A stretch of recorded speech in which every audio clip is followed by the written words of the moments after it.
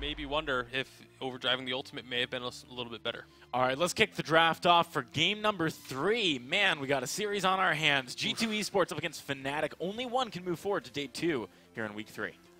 As far as Fnatic and their success, I feel like a lot of it has included Vox. So while we don't always see Vox as like your first set of bans, it comes through sometimes, and I think it makes sense here.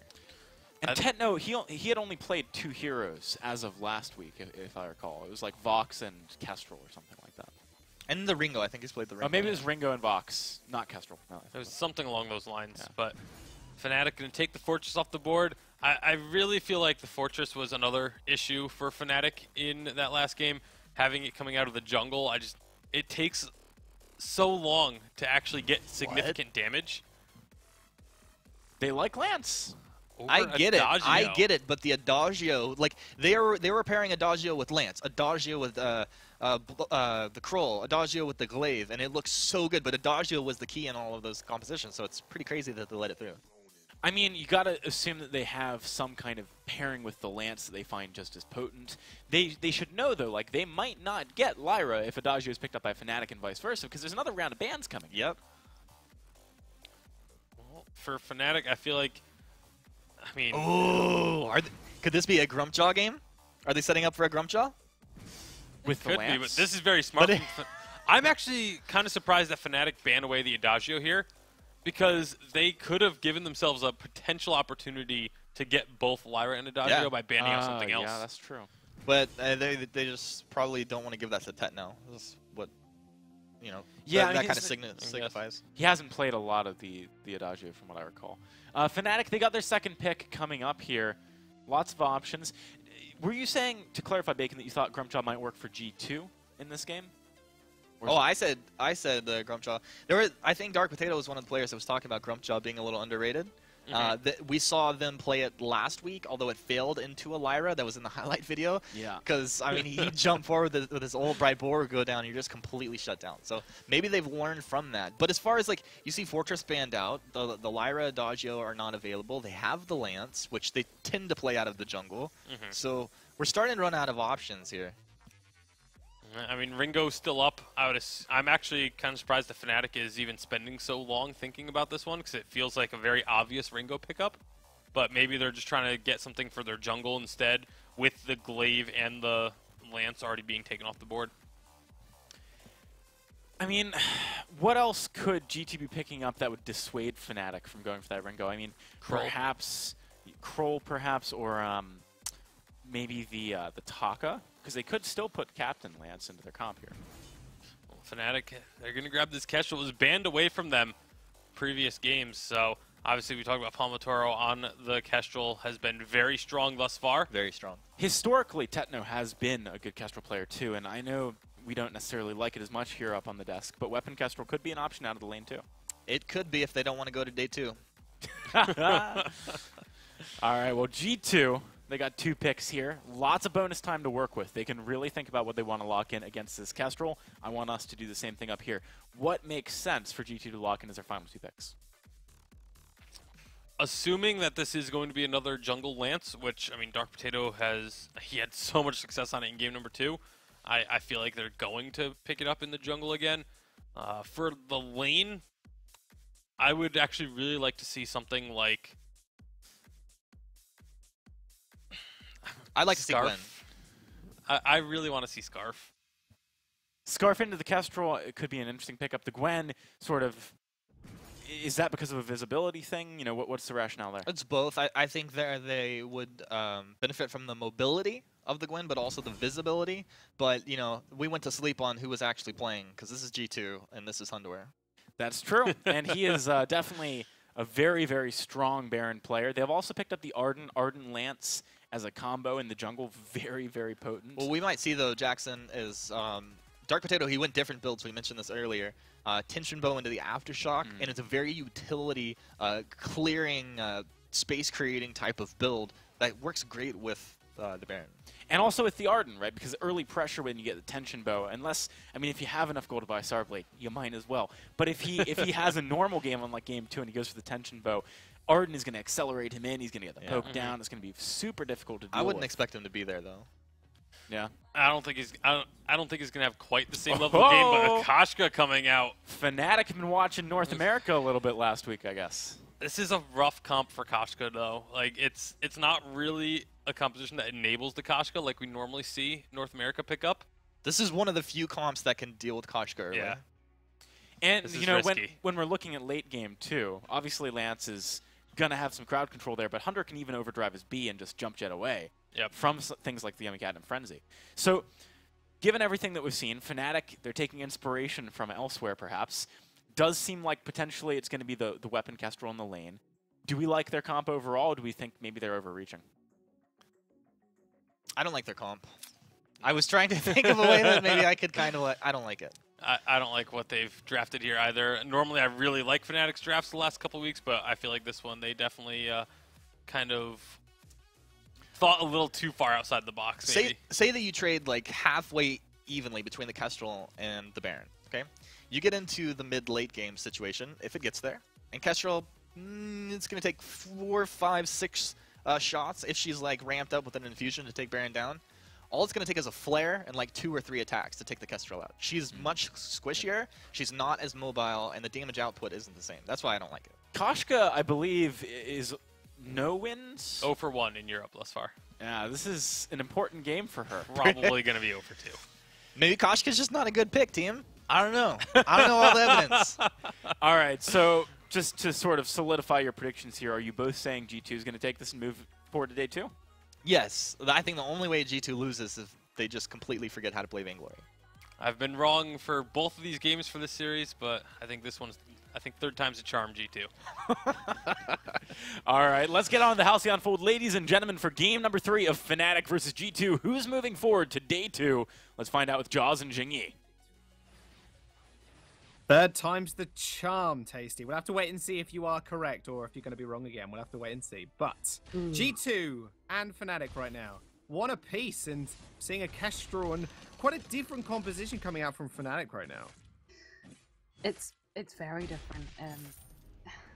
The drafts in this series has been very unorthodox. I think I mentioned in the last game, and looking at both, I'm a bit hesitant. Fnatic's, I think, it's just relies so much on the early game damage. I'm not sure if Palmatoro is going to actually have that much success. Maybe against Hundor, because he's not exactly the early game hero that he is.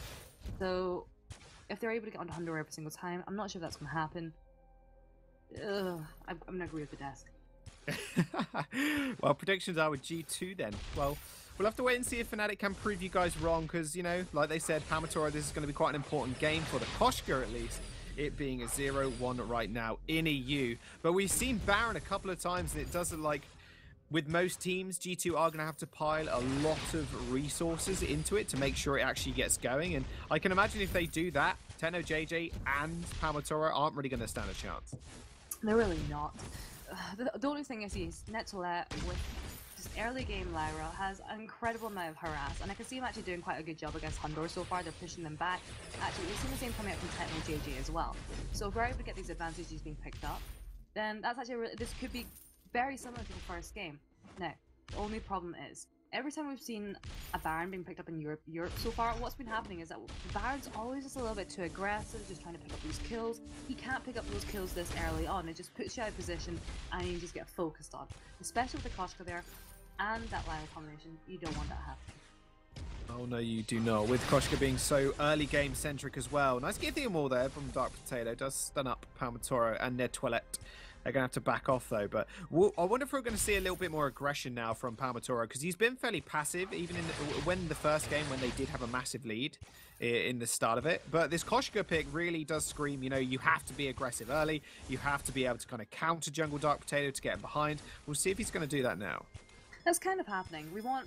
The thing about Koshka, you want to be able to just pick up these advantages. It looks like she might be able to pick up that Treant with no contest. That's good. We want to see that constantly happening. And because Koshka's so mobile as well, she can easily just switch from the jungle to the lane, keep those rotations up. I think in terms of mobility, Fnatic have that. Unfortunately, G2 don't. Well, Hundor does, as he does Kind jump jet away. Kind of, yeah, that's going to be still there. quite slow.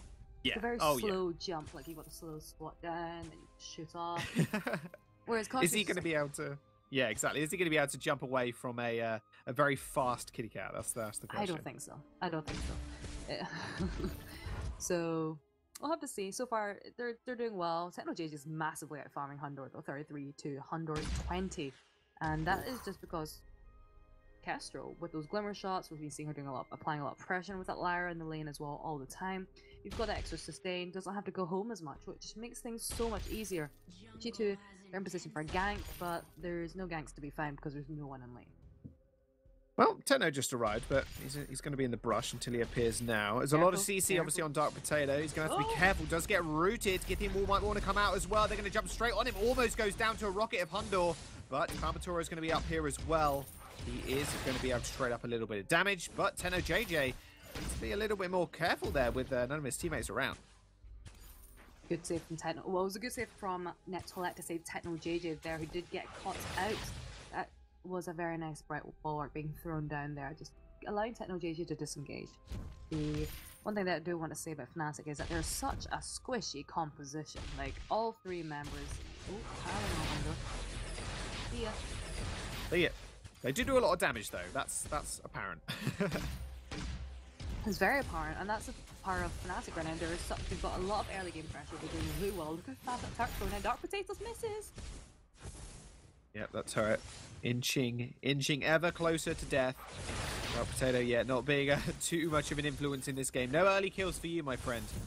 You have to try very, very hard. Fnatic just jumping on that turret might actually go down, but Palmatoro might just go down. Does get impaled, just gets rooted up. One more hit. Does manage to get away because, my goodness, Koshru is quick. Only just managing to survive. We were just talking about that. Yeah, funnily enough. Actually, even the thing was with Baron. Landing those porcupine mortars is actually going to be very difficult because, like we said, Fnatic, they're very mobile. It's actually quite easy for them to dodge his skill shots, like the ion cannon, the porcupine mortar, which makes it difficult. So what G2 need is that they need to rely on Dark Potato to get that lockdown, or Kiara to get those the stuns down with the gauntlet, and those are going to be absolutely imperative for them to pick up winning just kills. Yeah, I mean, they've got a lot of follow-up. Like, that's the thing. Keanu, obviously, if he does get a gauntlet down, or if Dark Potato gets an impale, Githyan Wall, for example, Hundor can land those shots and can land the ion cannon specifically. But like you said, there is so much mobility on the side of Fnatic. NetToilette being one of those Lyras that uses the passage fairly aggressively sometimes, but you know, just knows when to use it and how to use it very, very specifically. He's been kind of a shining star on this pick, honestly. Every time I see him on it, he does seem to do very well in using the passage, and it can be quite a hard skill to use as well. Definitely, and we've definitely seen games where the passage has gone horrifically wrong for the other team, and it's actually worked out very badly for them. But look at that turret; it's very, very low now. I'm actually predicting that Fnatic could actually easily push that down in the next few minutes, but G2, they're not very defensive formation, just body blocking those glimmer shots. And actually, I hope Palmatoro isn't going to jump in, because I think that'll be a very, very risky move.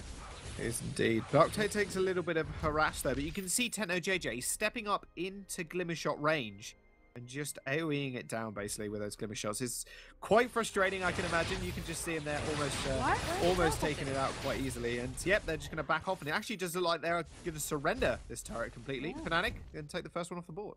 Yeah, it looks like they're just going to give up a turret. I think they kind of knew that even with all three of us there, they're actually doing a lot of damage down to the turret, so why stay here? We can just let them have it, and they can go back and recuperate. So they picked a few items there. And unfortunately, one thing they didn't pick up was the gold mine, because that just went towards Fnatic. Yep, nice payout for them, 255 each. Yeah, I knew it was going to get jumped on yet again. Yummy Cabinet Frenzy landing on Hundor, but he does manage to jump jets away. Toilette's going to dive in as well. He's got the bright bulwark, does pop it. However, they are going to back off. With that gold lead as well, I mean, with that first turret going down, there's a lot less room now for Dark Potato to actually move freely for his jungle. So it's going to be a bit of an interesting situation for him. He's actually going to Githyan Wall Palmatoro away. Nice double impale. The gauntlet does go off though, and that will be Fnatic. TechnoJJ just getting jumped on. A beautiful follow-up chain CC coming through for G2. And that will be Hundor picking up 2 kills and the first blood as well. What a stun from Dark Potato. What a stun indeed. And I think that was a really good example of an Arcane Passage not working so well, because that's why I went back through it, which I don't think he was intending to do. But Dark Potato, he landed the double impale there, and then we saw the gauntlet being thrown down. If you look at the side of Fnatic, there is no reflex blocks apart from on Techno JJ. And this is something that analysts were talking about earlier after this previous game, was that early reflex blocks are so important, especially when you've got so much lockdown, and actually, especially when you're against a composition that relies so heavily on being able to lock down your opponents. Yeah, as soon as you kind of pop the reflex block and get out of their, you know, impales, Githian walls, whatever, it's a free fight for you at the end of the day, because you are just going to be able to outmaneuver them with your mobility, and you are just going to be able to get out on Hundor. So we'll see when they actually want to pick those up. It doesn't like Techno JJ, obviously, like you said, has got his already. Palmatoro not picking up anything like that just yet. Same with Net Toilette. However, Fnatic just still on the aggression. They are just going to push up to this turret. Nice bright bulwark does come out just to make sure Dark Potato doesn't jump on them yet again. That will be Fnatic disengaging. That isn't disengaging. So I'm looking at the G2 item builds right now. So it looks like they're going for double weapon now. This is interesting because historically, double weapons has been very much an early game build. Double weapon, you get a lot of that damage off it very early. And double crystal's been more of a late game scaling one. But with the composition they have, this is a late game composition with an early game build. And that doesn't work because we already see Fnatic are counter building. Look at all the armor going across them, and Dark Potato's the only one with any armor pierce there, which is a bit worrying because they're supposed to be scaling into the late game. I'm a bit doubtful if they are going to be able to do this or not, but if they do manage to get those chain stuns down like they did before, then that's going to be brilliant. We'll see if they do will manage to get that one. Gauntlet comes down as well as the Impale. Netwell is going to get stunned up against the wall. Iron Cannon not even needed. Hundor is going to be able to pick up that kill. They're going to chase Techno JJ now. Nice Impale from the active camo. Githian walls him as well to boot. Keanu will pick up his first kill of the game. And that will be yet again another 2 kills going into G2's way. Yeah, so they're actually picking up the gold lead now. Looks like they're going to get the gold mine as well. And it's interesting because from the start, Fnatic looked very much in command, but G2, they're doing so well. Dark Potato on that lance, it's clearly such a comfort pick, and they're doing it so well. So Dark Potato lands the Impale. This is pretty much how every single fight goes. That he lands the Impale, Kiana throws down the Gauntlet, traps him in, and then what we see Baron doing is throw down the Iron Cannon as well, and it's a lot of damage going their way. And it just seems like Fnatic haven't responded fast enough to counteract this. Yeah, we spoke about it before. Palmatoro, he's on the Koshka, very, very early game centric hero. Just not managed to make the plays that are really necessary right now. Hundor, he's had the protection he's needed, basically. Sorrow Blade breaking point. And I think that's going into a monocle as well. So he's going to be doing an absolute boatload of damage. And that's going to be quite scary for them in the later stages because you mentioned Fnatic, very squishy comp on their side, which means they are just going to get blown up like we've seen previously. Yeah, that is what's happening. We do see them beginning to prioritize a lot of armor though, Palmatoro and Netcolette with the Atlas Pauldrons. Oh, hang on a second, is this going to be a fight? It doesn't look like it. Fnatic they don't want to engage too heavily, especially when obviously all the cooldowns are up. 20 seconds on Keanu's gauntlet though, so something to keep in mind. He's going to have to play around those very, very carefully, but the ones he's been landing so far, just throughout this series, have just been so on point. Yeah, they've been so good every single time so far in this game. Fnatic, I think they're just struggling to find an opening in these fights. What they need to be doing is just poking away. And that's when the early game was really good for them, because in the lane we saw Techno JJ out farming. But whoa, double Githian wall coming out though. Yet again, Dark Potato making a lot of plays. Gauntlet comes down, not going to stun up anybody. Hundor's almost going to fall. He's going to jump out the Gauntlet though. Going to leave him free fire to come through. Fnatic, they're going to jump back on him. Palmatoro in the backline does manage to get the kill, and finally they're going to be able to turn this fight in their favor.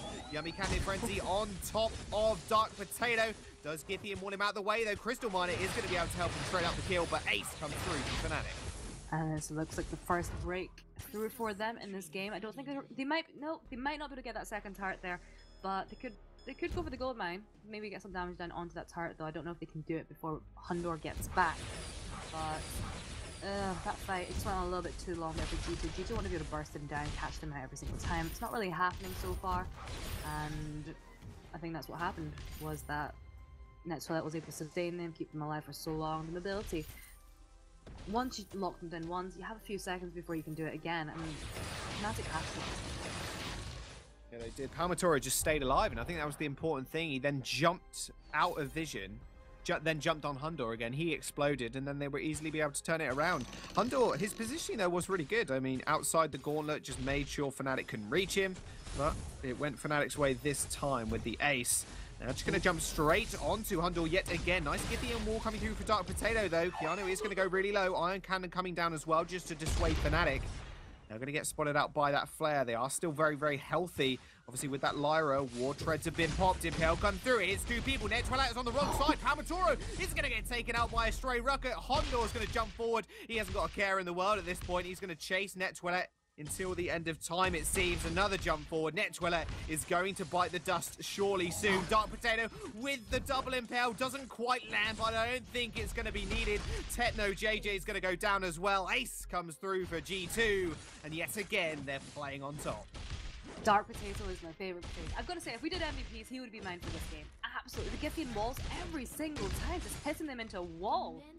They're not even avoiding it. They're just running in a line at him, and he's like, great, I can impale you, hit you into a wall. Great, yay. And G2, that is what they need. They rely so much on Dark Potato. Hundor, actually, his disengagements from the fight, just backing away, they were really good as well. This Baron's actually working out really well. Maybe, I'm so curious to see how it goes. I'm a little bit doubtful that they can keep this up. Depends how Fnatic play it. Hang on a second. Well, it depends how they play it. But look at Hundor, he's doing so much damage over the wall. Techno JJ has spotted him, though. Right, well, it's going to go down from Netwellite. Palmatoro on the other side. That was going to be disaster. If they didn't spot Hundor from over the wall there, they would have just got insta-killed in that very, very small space. That splash damage just does so much work. With that monocle as well, he's just doing a ludicrous sum of damage. He is. 5, 1, and 2 is his KDA there, and it's really showing. He's able to. His positioning in the fights have been really strong. He's staying out of danger, as you said before. Oh, Palmatoro! Oh, terrible. No! 320 damage, 354. He gets picked up easily. Gauntlet comes down, locking up two people as well. Keanu, fantastic gauntlets once again. Netwellite is going to go down eventually. Hundor, will he be able to pick up the triple kill? He will. The ace comes through as well. G2. They are just turning this one around. Kind of let Fnatic have that first game, Shingy, and then decided, you know what? We're going to turn our brains on for real this time, and we're going to go at you. The gauntlet was beautiful. I'm kind of crying after thinking about it. I don't blame you. It's fine. Just Cry a double away. stun. The double stun. They walk right into it. They literally walk right into it. This could be the game ender right here. It could be indeed. They're going to jump straight on to the crystal. Techno JJ has spawned, however, but Palmatoro is going to fall. That crystal is falling as well. Netwellite is out of the fight at this moment in time. He is going to go down. They finally managed to kill Hundor, but it's not going to matter because Dark Potato and Keanu are going to be the Keanu even, sorry. And that will be it. Vayne Crystal explodes and G2 take this series 2-1.